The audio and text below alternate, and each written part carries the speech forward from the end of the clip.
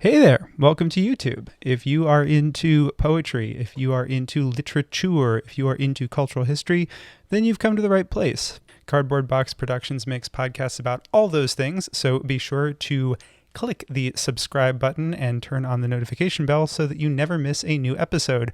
Obviously, we mostly make podcasts, so you can also go to anywhere you get your podcasts, if it's a place other than YouTube, like Apple Podcasts, Spotify, Stitcher, SoundCloud, and you can subscribe to our podcast feeds there.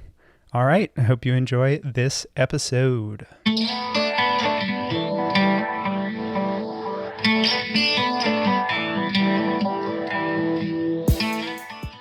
Hello and welcome to Close Talking, the world's most popular poetry analysis podcast from Cardboard Box Productions Incorporated. I am co-host Jack Rossiter Munley, and with my good friend Connor McNamara Stratton, we read a poem, talk about the poem, and read the poem again. Before we get into today's selection, a quick note that if you like what we do here at Close Talking and have a spare minute of your time, it would mean the world to us if you would give the podcast a rating and review on Apple Podcasts. Those ratings and reviews help boost us up the algorithm and find new listeners. And if you have suggestions for future episodes or comments on this one, you can send us an email at closetalkingpoetry@gmail.com. And you can also find us on social media. On Twitter, the show is at Close Talking. I am at Jack Rossiter Munn, and Connor is at Connor M. Stratton. On Instagram, the show is at Close Talking Poetry, and on Facebook, it's facebook.com/closetalking. We also have a website, closetalking.com, where you can find all the past episodes of the show, and Cardboard Box Productions has just launched a newsletter, Unboxed, and if you go to cardboardboxproductionsinc.com, you can subscribe for more behind-the-scenes stuff on Close Talking and all of the other literary and cultural history podcasts that Cardboard Box Productions makes. On with the show.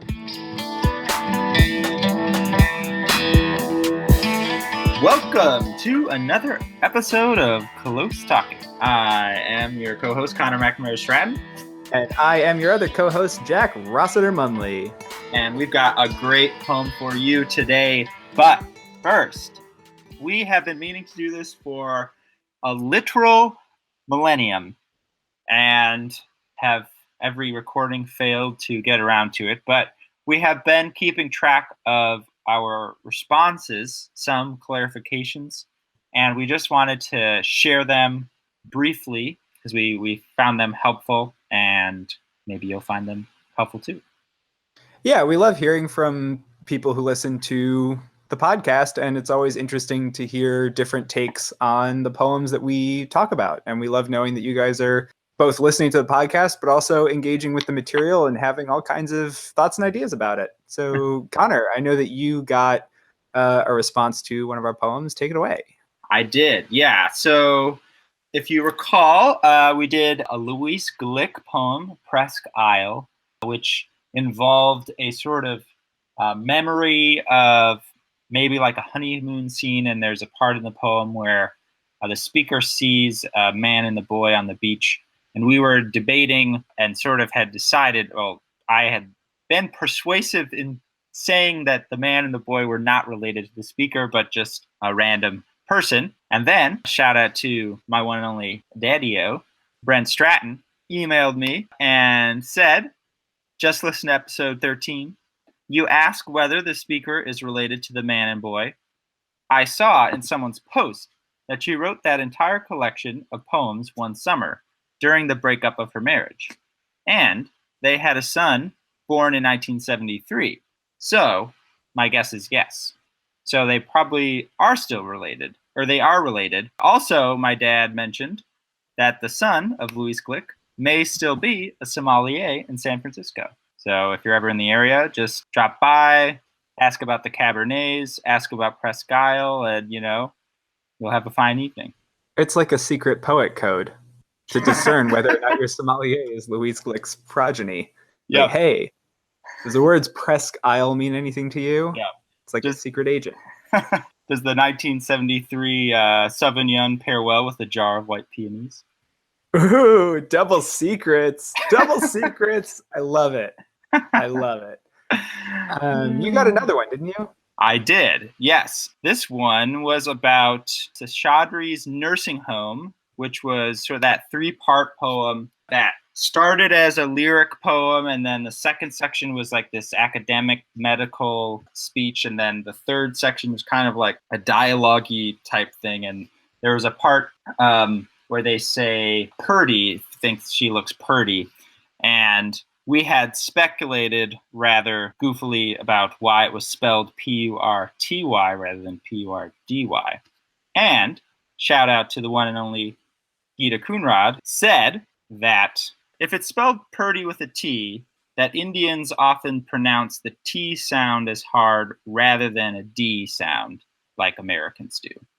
So there you go. Yeah, that was a really neat one. I believe I was primarily the one who was a bit too flippant and dismissive about the spelling, and I regret it, and I'm glad to be corrected, and also to have that insight into why it might have been the way it was. Yeah, definitely. We have gotten responses to a couple poems from the actual poets themselves, which is super exciting, and if you're ever wondering whether any good comes from Twitter, at least from my perspective, this is pretty cool, because it's great to know that these poets are like actually hearing our stuff and maybe enjoying it. One response that we got from a poet was to Sentence, which was by Eduardo C. Corral.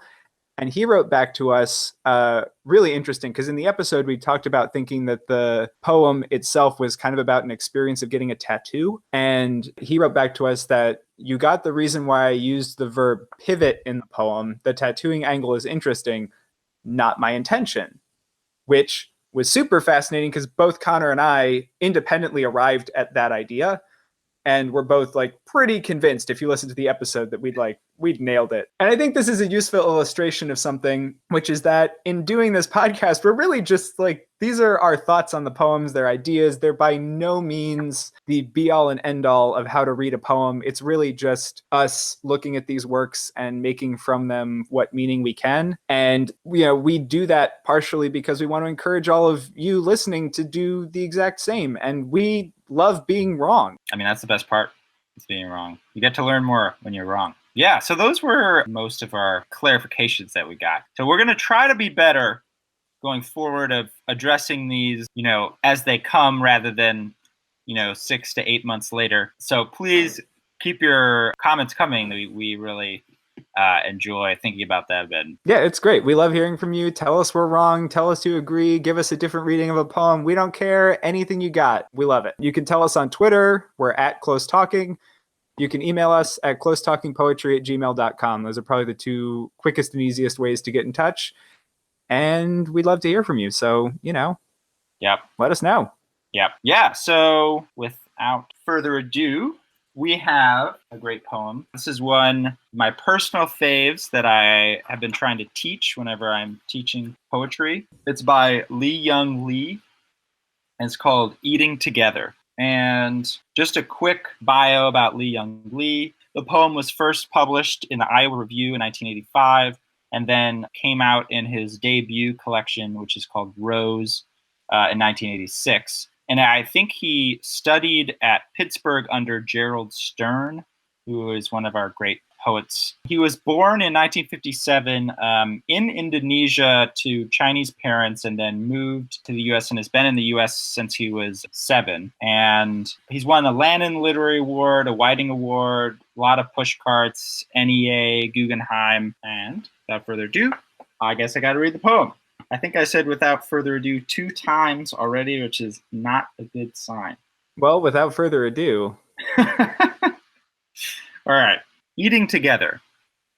In the steamer is the trout, seasoned with slivers of ginger, 2 sprigs of green onion, and sesame oil. We shall eat it with rice for lunch. Brothers, sister, my mother who will taste the sweetest meat of the head, holding it between her fingers deftly, the way my father did weeks ago. Then he lay down to sleep like a snow-covered road, winding through pines older than him, without any travelers and lonely for no one. Before getting into the more maybe technical, formal thoughts that I have. First initial emotional read of the poem is it's kind of a poem that's thinking about how do you grieve or at least remember someone close to you, a loved one or family member who's passed away. In this poem, the father has passed away. And for me personally, this makes me think of this, what I think is not uncommon when there's sort of these ordinary moments that all of a sudden that person is sort of a fixture of that ordinary moment that you had sort of taken for granted. And then all of a sudden in that setting, their absence is sort of very prominent. And so in this poem, I sort of read this lunch scene as something where the father would have been, very present, of course. And so that sort of triggers this absence in a powerful way. And I just personally remember, like, at Christmas, my grandma Rita was always sitting in the living room in my aunt and uncle's house, and we were just like running around like crazy little cousin kids. And I just remember when she passed away, the first Christmas, it was like, that was when I sort of the loss sort of hit me, where she was not in the chair that she was always in. And that living room was suddenly not like this central sort of space where like people hovered in around. Anyway, and so I feel like this poem lets me live that experience. Yeah, that's interesting because I had sort of a similar thought, but it was particularly around gathering after a loss. And I was thinking about my own grandmother, and after she passed away, my parents and I traveled out to where she lived. We were there, we stayed with my uncle, and there were several, we went into the graveyard and everything. But my main memories of that trip are when all of us got together at different restaurants and had meals together. Conversations that we had around those various somewhat random tables. And it's interesting to think about food and the act of eating as a coming together, because that happens in the poem. You see everybody and everyone gets named in order about sort of who's there, which, as you're pointing out, shines a light on who isn't there, but it also has the dual effect of also labeling who all is coming together to grieve together, which I thought was neat. And I love that you pulled out that alternate aspect of it. Yeah, well, so for me, the element of ordinary scene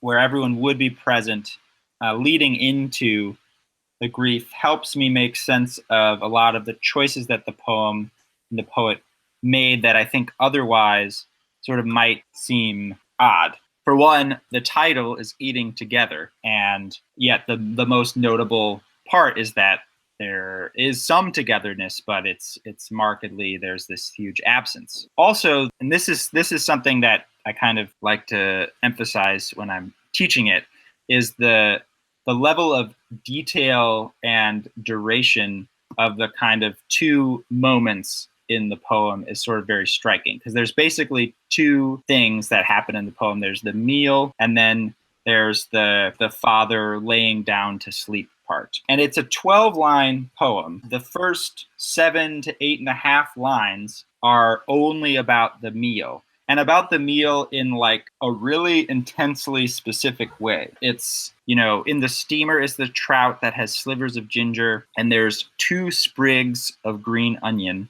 and sesame oil. And that's like 3 lines where you could easily say, we're eating sesame ginger trout, and then you'd be done with it. But there's like, you can see the sprigs of green onion. And so there's a very concrete development of this meal that's sort of very deliberate. And then the other things that I notice are, in the beginning, we have present tense where we're in the steamer is the trout. And so we're sort of seeing the speaker in the present moment, looking at this meal that's being made. And then we move into the future tense. We shall eat it for lunch, which is sort of interesting. We're not even in the moment of the eating, which is kind of interesting. And then at the end, we move into the past tense. Then he lay down to sleep. And again, as the meal gets, 8 lines or whatever, the father, that moment gets 3.5, maybe. Basically, there's basically 2 times as much time spent on the meal than is spent on the father. There's a few reasons for this, but a couple other choices that are made is the line breaks are also very intentional.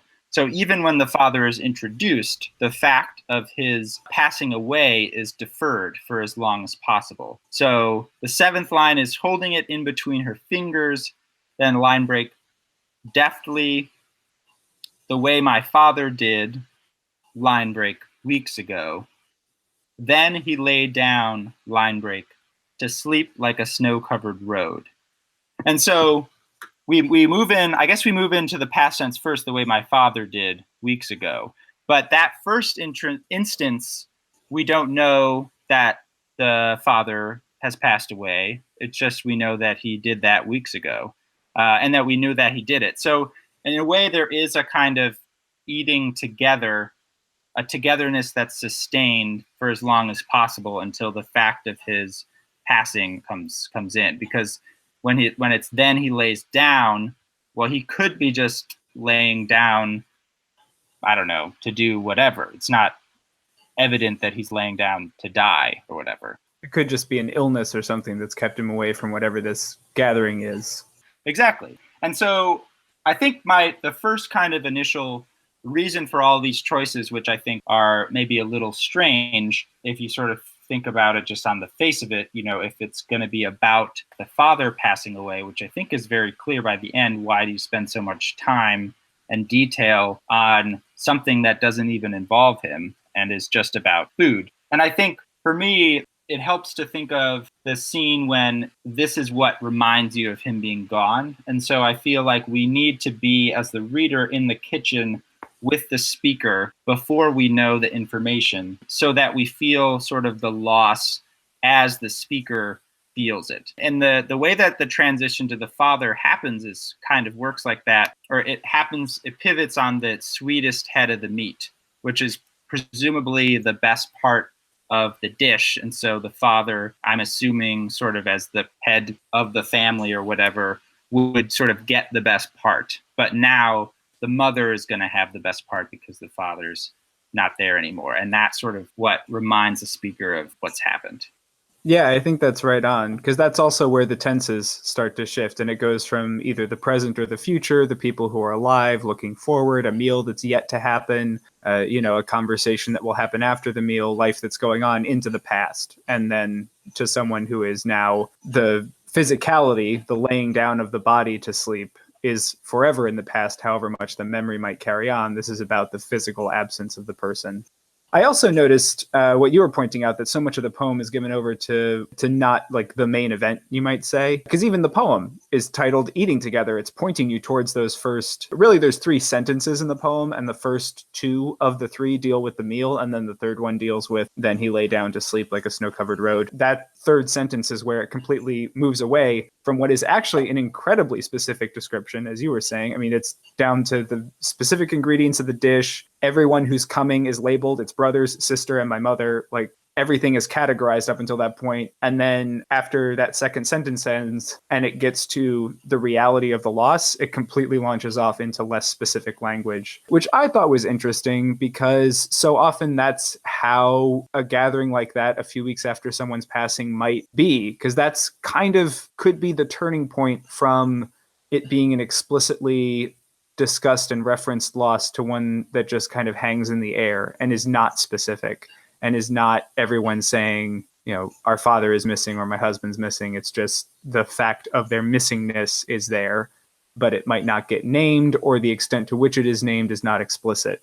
And that's in fact how the poem moves as well. Yeah, no, I like that you bring up that less specific language, because this is sort of what I like to teach about this poem is sort of, there's 3 big things that I think poets need to, these are not the only 3 big things, but there are 3 big things, which is like concrete detail, this idea of movement, and this idea of pressure. And concrete detail, I think, is just, you just need to do it because all you have is the language, and you need to get the reader into the poem. And so this is a great example of like such specific detail. The second is movement, which sort of one of my poet friends, Hannah, was talking to me about as a kind of big way to think about poems, that everything, the energy of the poem and the dynamism of the poem is all about how the poem moves, where the turns are. You're in this place, and then you're suddenly in that place. And the way that the poem achieves or makes that movement is how the poem kind of really gets its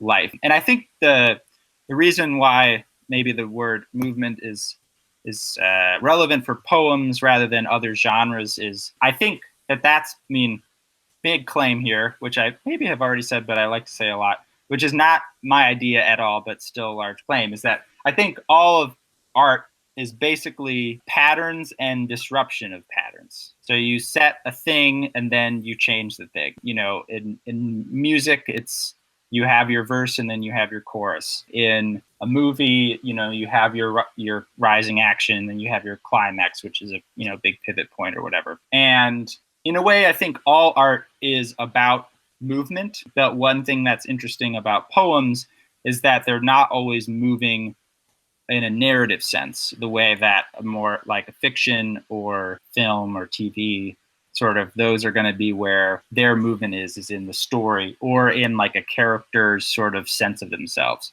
But poems can move imagistically, they can move rhythmically, they can move narratively. It's sort of like the difference between a real world elevator that takes you up and down, like that would be a narrative story or a nonfiction essay that's trying to make a concrete thesis point, and the Willy Wonka elevator that'll take you in whatever direction you need to go whenever you want. Up, down, left, right. I like that a lot. That's poetry. Yeah. I like that a lot. Yeah. So like, I think a general helpful way to read the poem, read any poem, is where are the turns? Where is it moving? And then what is the nature of the movement? And so in this poem, and this sort of gets to pressure, is that this poem moves from very literal language, very concrete, specific, non-figurative language, to totally figurative, abstract language. It moves from talking about sprigs of onion to then he lay down to sleep like a snow-covered road, winding through pines older than him, without any travelers and lonely for no one. And so that shift of literal to figurative, I think, helps also allow the pivot to happen very efficiently, because suddenly we're reading just a totally different kind of language.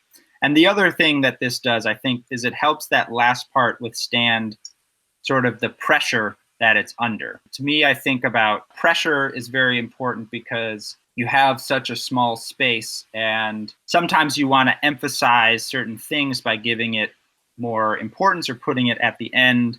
But if you do that, then they have to be able to withstand the pressure that it's under.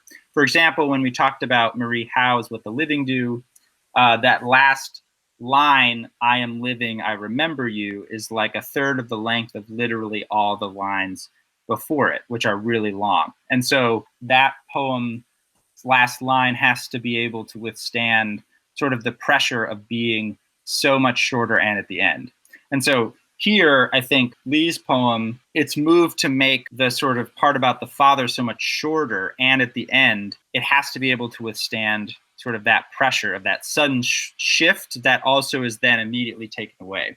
And so I think his use of figurative language gives it a separate texture that allows it to bear the weight of sort of an equal weight of the 8 lines that came before it. That's really interesting. I love all of that. But I think it's interesting that you said it was a sudden shift, because I actually found it to be a fairly gentle shift as the poem moves along, because you do start at the beginning with very concrete food in the first sentence. Then the second sentence introduces people, and then the third sentence is the person who's missing. And the idea of the missing is actually planted at the end of that second sentence. And so I found that to be a really elegant way of moving through those pivot points and shifts, because they're sort of gradually happening in a way that you almost don't realize up until the biggest shift, because even though it's a short poem and it doesn't take long to read through, as I was reading through it the first time, I felt the movement that you're talking about. I felt it shifting as I was going through it. No, that's a really good point. Probably his other poems show this too, as one of his big strengths is the poem feels very natural. And so the movement, you don't notice the poem sort of moving until it's already moved in a way. Like by the end, at least when I read it, I'm kind of like, I'm startled by the end because I didn't realize I had been taken somewhere else until I was like already way in there. And that actually, I just want to read this part. There's this foreword that Gerald Stern has to the Lee's first book, Rose, that I thought was sort of interesting. I have tried to discover the art in these poems. This is Gerald Stern, to see how one line moves into the next, how one stanza flows into another, how the energy and tension is maintained, why it works better in some poems than in others. He is a difficult poet to analyze. The technique is not only not transparent, but there is a certain effortlessness about the writing that disguises the complexity of technique, which I think is like pretty right on. Yeah. There's even little things going on in this poem that just make it really cool. Like even the very concrete part of the poem is where some of the language is most exciting, like seasoned with slivers of ginger. That's just a sonically great line. That's the second line of the poem. It's the part that's just describing like a recipe, but it's kind of the coolest language on a sound level that's going on until maybe sweetest meat or lonely for no one in terms of resonant sounds going on in the poem. Seasoned with slivers of ginger is like, all right. Which is a really neat part of this poem too, is that as it does move from concrete to more imagistic language, even in the concrete language, Lee Young Lee is finding ways to make that concrete language special and different. No, I totally agree. And I'm glad you brought that up. Another example of that is the part, so the mother will taste the sweetest meat of the head, and then holding it between her fingers, line break deftly, the way my father did weeks ago. And I love that line break because it really zooms in, like you see the speaker sort of noticing the mom like hold the meat, and the use of the word deftly, and then being the first word on the next line is such a subtle good move, because it's like the deftness of how the mother holds the meat is the thing that, like, the mother's technique is what reminds the speaker of the father, and that you can sort of see both of their fingers holding that meat like very vividly by that sort of like subtle sort of word positioning with the lines. And then even the end is so interesting, but the first part that jumps out at me is the last line, without any travelers and lonely for no one. There's like so much tension in that, where the two statements, the first one is that it's totally empty, there's nothing there, and yet he's not lonely for no one. And that also is like such a strange way to say it, because it's like you could say without any travelers but not lonely or something, but it actually is lonely for no one or something. It begins with saying that he's lonely, but it's like, but even the lack of loneliness is defined by its absence. Definitely. Yeah, that whole last couple of lines is really incredible. It's not concrete language, but at the same time, it paints such a clear picture for you. The picture it's painting is not actually what it's describing, but the skill with which that image is rendered of a snow-covered road with pines by it is like instant, which is really cool. Yeah, no, I totally agree. I had one other thought. There's a lot of reasons to pick the subject of eating together, but I was thinking specifically about how food is a very intimate way that people often show that they care by cooking a meal for someone else. Sharing your food is often sharing some piece of your cultural heritage, sharing something about yourself that you really enjoy. It's often a fairly intimate thing. This is clearly between family members. It's addressing loss, very intimate. But I was struck by the fact that food is also uniquely impermanent in a poem that deals so much with grief and loss. To have it be centered around a meal that is created, occurs, and then vanishes, much the way human life is transient. And oftentimes life happens in the meeting of other people, the same way that this meal is given its meaning by the meeting of the people around it. I was struck by that connection as I was reading through it. After I'd read through it a couple of times, that was sort of like a third or fourth time through it occurred to me that this meal will also be gone, and then the dishes will be the reminder of its happening, the same way that the absence of the father is a reminder of his having been there. Yeah, no, that's a really good point. I like that a lot. My only other random thought about food is in my own poetry, I realize that I lean on food imagery, perhaps like a crutch. But I realize that it's because when you're thinking about concrete detail that appeals to the senses, food is like a triple threat because you can taste it, you can see it, and you can smell it. And then it also has sort of that built-in sort of meal, scenic connotations. So food for thought. All right, we got to cut that. That's so bad. That's so bad. That's staying all the way in. That was brilliant. No, that was food for thought indeed. Good food for thought, Connor. Thank you for providing us with that. Food for thought. You can keep any of those. I'm trash. Oh, God. Pun Master General over here. Oh, God. I love it. I love it. Very bad, very bad. Should we, on that very humiliating note, read the poem again? Yeah, let's hear it again. Eating together. In the steamer is the trout, seasoned with slivers of ginger, 2 sprigs of green onion, and sesame oil. We shall eat it with rice for lunch, brothers, sister, my mother who will taste the sweetest meat of the head, holding it between her fingers deftly, the way my father did weeks ago. Then he lay down to sleep like a snow-covered road, winding through pines older than him, without any travelers, and lonely for no one.